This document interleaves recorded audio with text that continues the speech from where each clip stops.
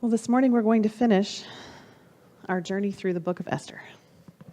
We've got quite a bit to get through as far as words go, and I may skip some paragraphs. I know, it's terrible, but I trust that you can read these on your own if you'd like. We left off, Haman had this wicked scheme that he was going to destroy not only Mordecai, but all of the Jews because he felt that he had been disrespected.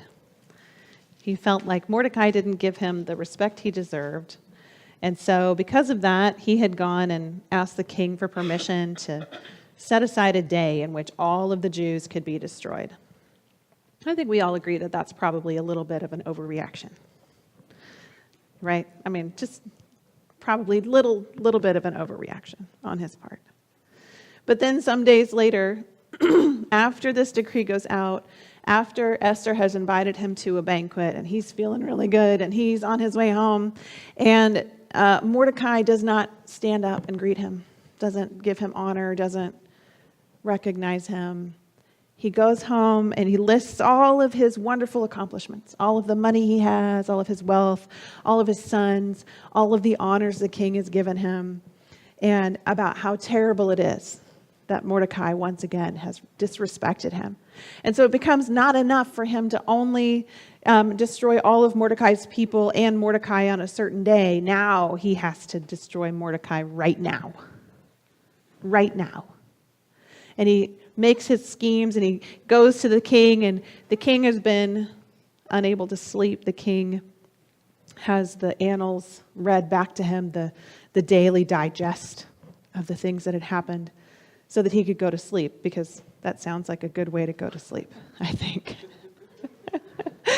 I can't sleep. I need something really boring to listen to. Come tell me all of the things we did. Come read to me the minutes from the last month. And so in that section, it just happened that Mordecai had saved his life, and that came up in the reading. And he realized he hadn't honored Mordecai. And so as Haman was coming in, the king was pondering how to honor Mordecai. Haman wanted to kill Mordecai. The king wanted to honor Mordecai. And Haman ended up having to parade Mordecai through the streets in a royal robe, on a royal horse, with a royal signet ring and a crown, and to proclaim, this is what happens for the person the king wants to honor.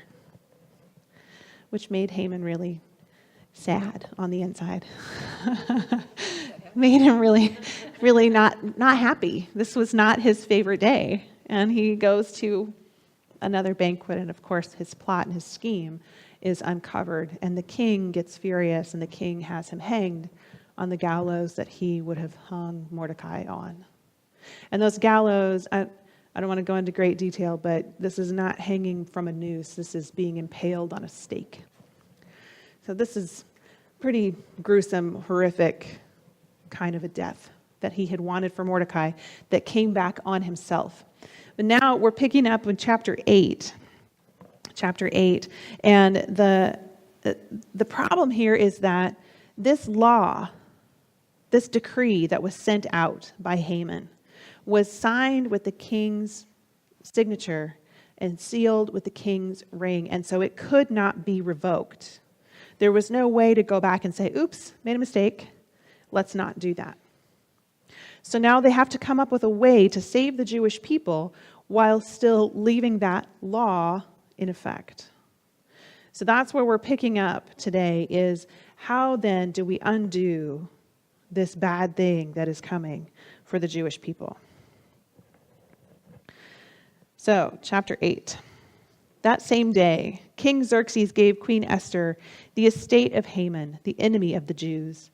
And Mordecai came into the presence of the king, for Esther had told how he was related to her. The king took off his signet ring, which he had reclaimed from Haman, and presented it to Mordecai, and Esther appointed him over Haman's estate. Esther again pleaded with the king, falling at his feet and weeping. She begged him to put an end to the evil plan of Haman the Agagite, which he had devised against the Jews. Then the king extended the gold scepter to Esther, and she arose and stood before him. If it pleases the king, she said, and if he regards me with favor and thinks it right If he is pleased with me, let an order be written overruling the dispatches of Haman, son of Hammedatha the Agagite, devised and written to destroy the Jews in all the king's provinces. For how can I bear to see disaster fall on my people? How can I bear to see the destruction of my family? King Xerxes replied to Queen Esther and Mordecai the Jew, because Haman attacked the Jews, I have given his estate to Esther, and they have hanged him on the gallows. Now write another decree in the king's name in behalf of the Jews, as seems best to you, and seal it with the king's signet ring. For no document written in the king's name and sealed with his ring can be revoked. So he's saying, I can't go back and undo what Haman did, but I'm going to give you the power to do something else, to write a new law, to proclaim a new decree in my name that also cannot be overturned. Now, you'll notice, I've given the king a real bad time throughout Esther, and I'm going to keep doing it. So, because I don't think he's changed. The king how much has he invested here? Is he coming up with solutions? Is he coming up with problems? Is he taking responsibility? No. Once again, he's turning over his rule, his authority, his power to someone else and saying, I don't know what to do. You fix it. Or you fix it. Here, have my ring, make a decree, whatever you think. Whatever seems best to you. You do it. You do it. Which, okay, that's his right as the king to do. But it seems to me that the king is not really invested anywhere. I think maybe he wanted to go back to his wine, which we know he loved. And so he's like, I don't want to bother with this. It makes me think sad thoughts. We can't have the king thinking sad thoughts. So he gives his signet ring to Esther and to Mordecai in order for them to come up with a solution. So picking up in verse 9, at once the royal secretaries were summoned on the 23rd day of the third month, the month of Sivan. They wrote out all Mordecai's orders to the Jews and the satraps and the governors and the nobles of 127 provinces, stretching from India to Cush. These orders were written in the script of each province and the language of each people, and also to the Jews in their own script and language. Mordecai wrote in the name of King Xerxes, sealed the dispatch with the king's signet ring, and sent them by mounted couriers who rode fast horses, especially bred for the king. This edict, the king's edict, which Mordecai wrote, granted the Jews in every city the right to assemble and protect themselves, to destroy and kill and annihilate any armed force of any nationality or province that might attack them and their women and children, and to plunder the property of their enemies. The day appointed for the Jews to do this in all the provinces of King Xerxes was the 13th day of the 12th month, the month of Adar. A copy of the text was issued as law in every province and made known to the people of every nationality, so that the Jews would be ready on that day to avenge themselves on their enemies. So the couriers went out and the edict was issued. Mordecai left the king's presence, wearing garments of blue and white, with a crown of gold and a purple robe. And the city of Susa held a joyous celebration. For the Jews, it was a time of happiness and joy and gladness and honor. In every province and in every city wherever the edict of the king went, there was joy and gladness among the Jews, with feasting and celebrating. And many people of other nationalities became Jews because fear of the Jews had seized them. In another place, I think it's in the Message translation, it says, because it was better to be a Jew, it was safer to be a Jew than it was to be anything else at that time. They suddenly had respect for this people group who was among them. So on the 13th day of the 12th month, the edict commanded by the king was to be carried out. On this day, the enemies of the Jews had hoped to overpower them. But now the tables were turned, and the Jews got the upper hand over those who hated them. The Jews assembled in their cities in all the provinces of King Xerxes to attack those seeking their destruction. No one could stand against them because the people of all the other nationalities were afraid of them. And all the nobles of all the provinces and satraps and governors and king's administrators helped the Jews because fear of Mordecai had seized them. Mordecai was prominent in the palace. His reputation spread throughout the provinces, and he became more and more powerful. Now, what is described next sounds pretty terrible. And I need to precede it with these words. You know how that one time you went fishing and you caught a fish this big? Yeah? Remember when on the day you caught it, it was this big? And then the next week it was this big? And then 2 years later, it was the biggest fish in the lake? Okay. So the people who are writing this story down, who are telling this story later, just like when we tell a story, it tends to become more and more fantastical. I want you to recognize that these numbers are probably not the number they were on the day that it happened. Okay? That it doesn't mean that there's any sort of malicious intent. It doesn't mean that anyone is trying to lie. It's about they want to give glory and honor for the fact that they have been rescued. But I want you to understand that probably these numbers are impossible. Some of them, okay? So bear that in mind. Okay. So, picking up in verse 5. The Jews struck down all their enemies with the sword, killing and destroying them, and they did what they pleased to those who hated them. In the citadel of Susa, the Jews killed and destroyed 500 men. Just 500. They didn't leave off at 499. Okay, this is one of the indications that numbers tend to get rounded up, tend to get exaggerated, is that this is a round number, okay? So this is just letting you know the process here. 500 men in the citadel of Susa. Probably not. Probably less than that. We don't know for sure. They also killed all of these named people who are the 10 sons of Haman, the son of Hammedatha, the enemy of the Jews. But they did not lay their hands on the plunder. And you're going to see this line come up a couple of different times. In the royal decree, it said, you can kill those who want to kill you, and you can take everything they own. So I want you to see that they're saying, we were delivered from this huge group of people who were coming to kill us. We were able to kill them, but we did not take their stuff. We didn't do it for money. We did it out of self-defense. That's where this claim comes in. They did not lay their hands on the plunder. The number of those slain in the citadel of Susa was reported to the king that same day. The king said to Queen Esther, the Jews have killed and destroyed 500 men and the 10 sons of Haman in the citadel of Susa. What have they done in the rest of the king's provinces? That's funny. He's asking for a death report from the rest of the... He's like, these guys are pretty good fighters. Maybe I'll put them in the king's royal army. Who knows? What is your petition? It'll be given to you. What is your request? It will be granted. If it pleases the king, Esther answered, give the Jews in Susa permission to carry out this day's edict tomorrow also. And let Haman's 10 sons be hanged on the gallows. So the king commanded that this be done. An edict was issued in Susa, and they hanged the 10 sons of Haman. The Jews in Susa came together on the 14th day of the month of Adar, and they put to death in Susa 300 men. But they did not lay their hands on the plunder. They didn't stop at 298, right? So we've got a rounded number, 300. Meanwhile, the remainder of the Jews who were in the king's provinces also assembled to protect themselves and get relief from their enemies.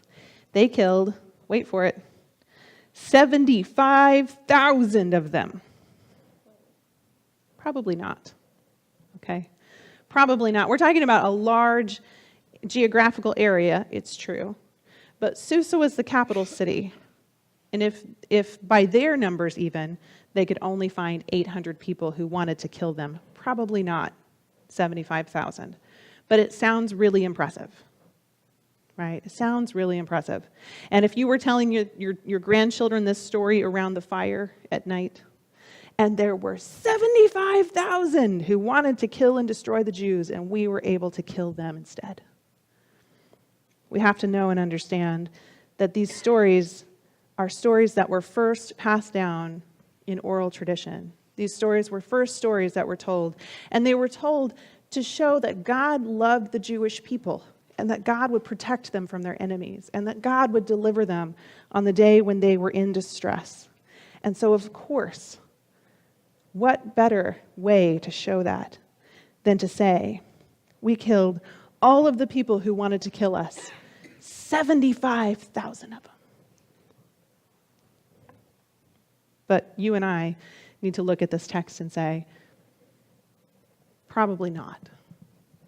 Okay, probably not that many, but it was a big number, and it was impressive, and it was total deliverance from their enemies. 75,000.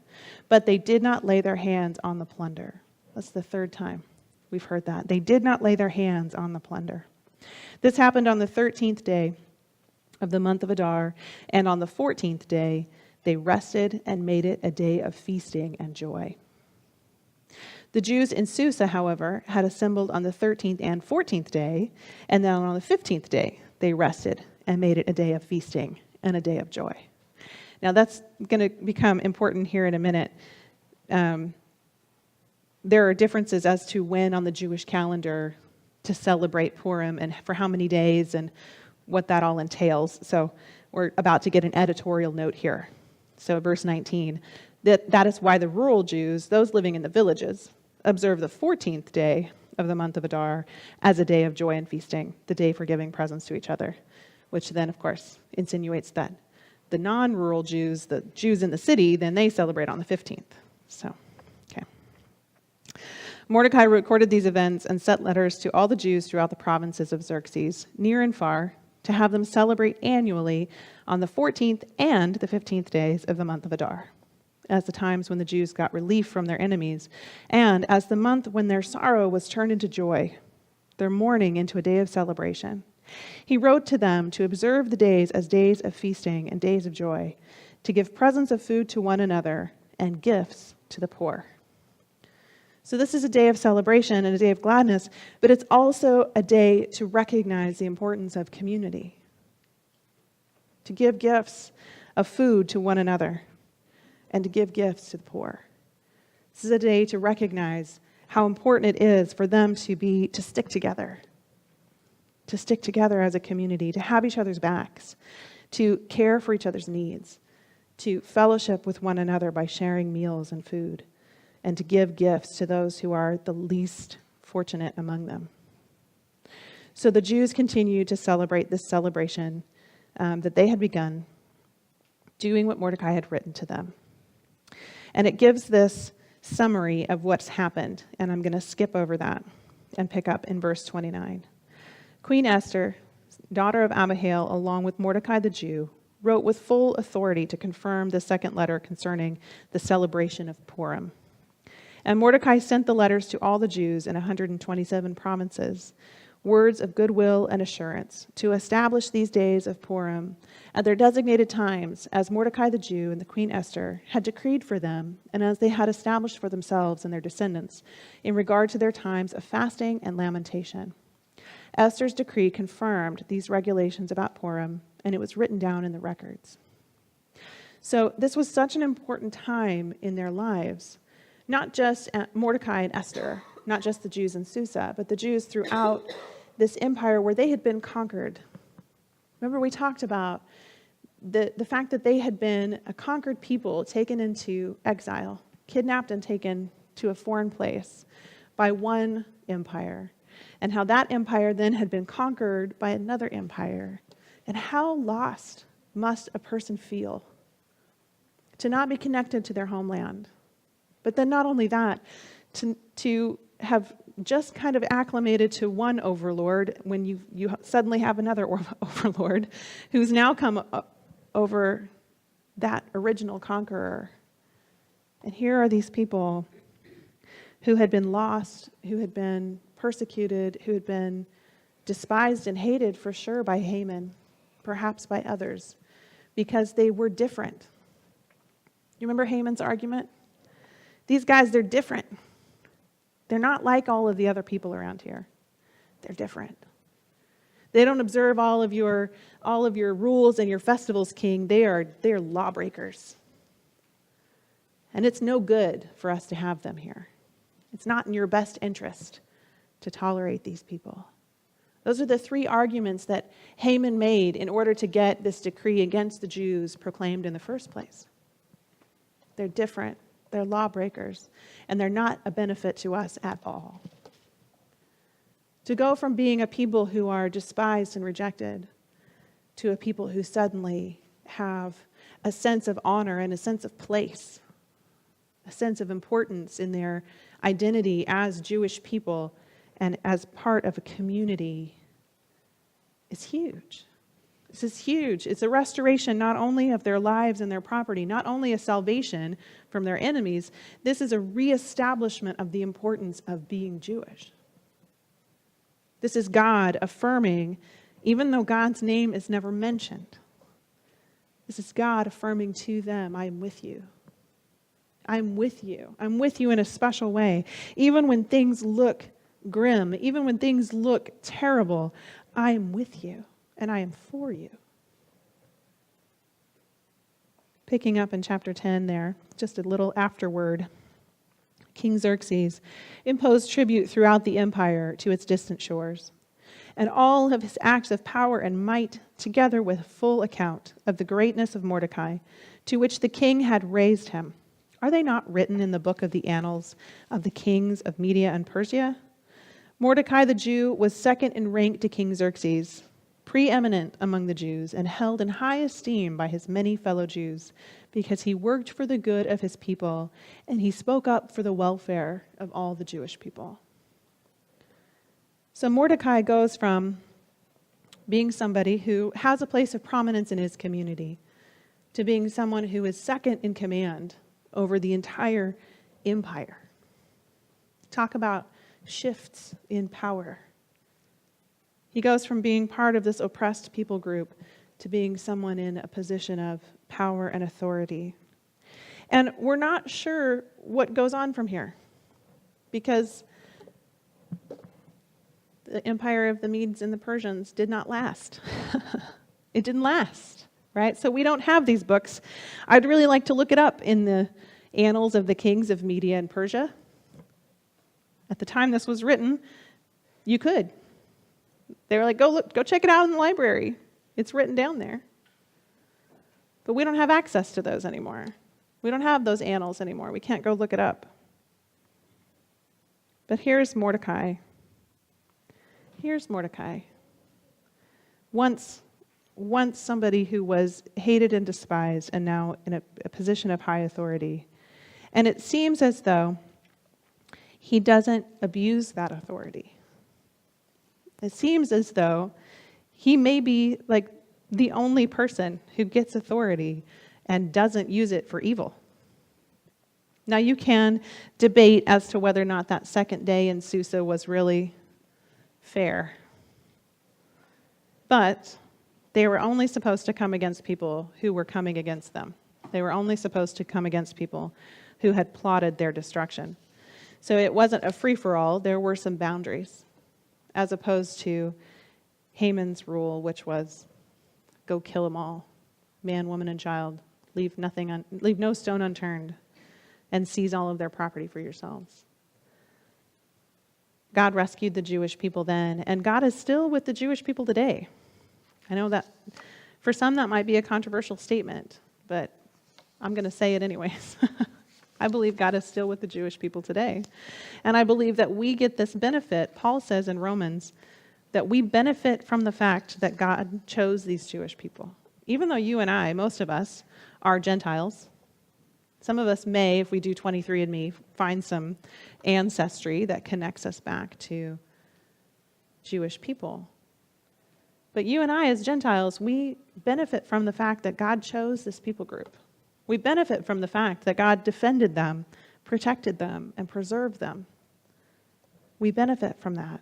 We get grafted into this tree of grace and God's sovereign action in the world because of them. You and I can't be Christians without Jews. It doesn't happen. It doesn't happen. That's why we read these stories. That's why we study these books of the Old Testament. There are 66 books in the Bible. Only 27 of those are the New Testament.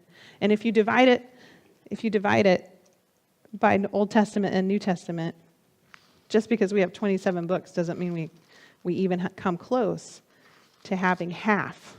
It's about 2/3, 1/3 of our scriptures come from the Jewish tradition.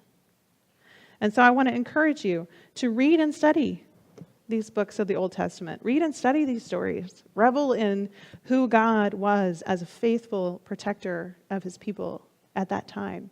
And revel in the fact that you and I get to benefit from that because God chose these people, because God used them in the world to demonstrate who God is. When God came to Abram, he said, I'm going to make you into a great nation. Did he follow through? Yes. He said, I'm going to make you a blessing to all the people of the world. He said, I'm going to make you a light to the nations. I think God's kept his promises. And God is continuing to keep the promises that he made 4,000 years ago to Abram, a wandering, nomadic family in the Middle East. And you and I get to benefit today. I think that's amazing. I think it speaks to the amazing power of God throughout history and into our own time. So whatever fears we've got, we're not Jews in Susa. Whatever worries we've got, we're not oppressed people groups living under second-hand domination by oppressing people. Whatever worries we've got, we can trust them to God because God is at work in our world. He was then, and he is now, and he will be forevermore.